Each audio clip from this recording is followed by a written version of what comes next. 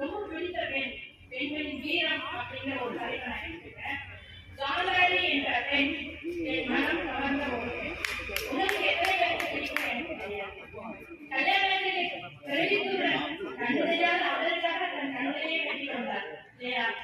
அவர் பார்க்காத உலகத்தை நான் பார்க்க மாட்டேன் அப்படின்னா அந்த பெண்ணுக்கு எவ்வளவு கீழே இருக்கணும், துணிச்சல் இருக்கணும், தைரியம் இருக்கணும்.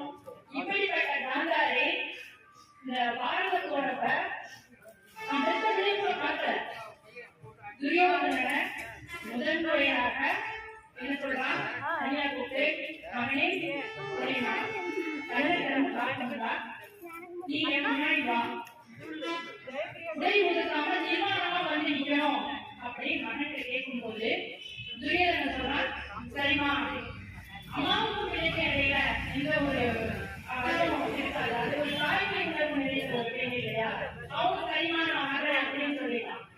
இதுக்கு நடுவுல கலவாணி கண்ணை என்ன சொல்லிட்டா, பேசுறீங்களா உங்க அம்மா கண்ணை பேசி என்னடா பேசுறீங்க கேட்கும்போது, அம்மா நான் கண்ணை வந்து நீ பார்க்க போறாங்களாம், அந்த கண்ணின் சக்தி அவ்வளவு சக்தி கண்ணுக்கு ஒரு பவர் இருக்கு இல்லையா, 30 ஆண்டுகளுக்கு கண்ணை கட்டியிருந்தாங்க அந்த பெண்ணுக்கு அவ்வளவு பவர் இருக்கு.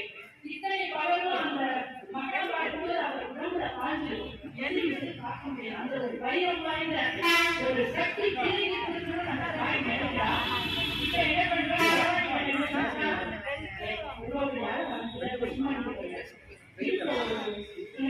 அப்படிங்கிற மாதிரி அம்மா நடிக்கிறது அப்படின்னு சொல்லி கண்ணு நிறைய யோசிப்பாங்க. சரி அவங்களோட யாரா இருப்பாங்க, அம்மாவை நடிக்க போறோம் அப்படின்ட்டு ஒரு தனி அறையில் அம்மாவும் மகனும் மட்டும்தான் இருக்காங்க.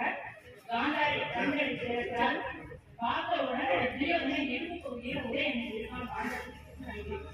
ஏன்னா தன்னுடைய பிள்ளையின் உயிர் சாக கூடாதுன்றதுக்காக அந்த கவர் கொடுக்குறான். கடைசி அந்த பாரத போல என்ன செய்வாங்கன்னா துரியோதனை தொழிற்பகுதியை வச்சுதான் கரெக்டாக பேசுவாங்க.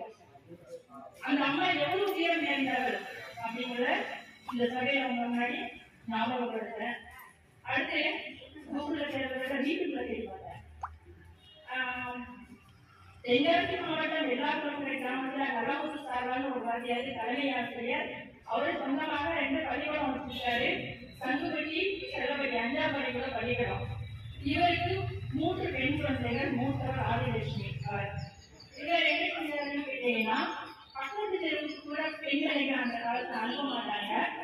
அம்மா சமுதிரத்துல உள்ள விடுதியை தங்கி தையல் பயிற்சி ஆசிரியராக படிப்பதற்கு தன்னுடைய மகனை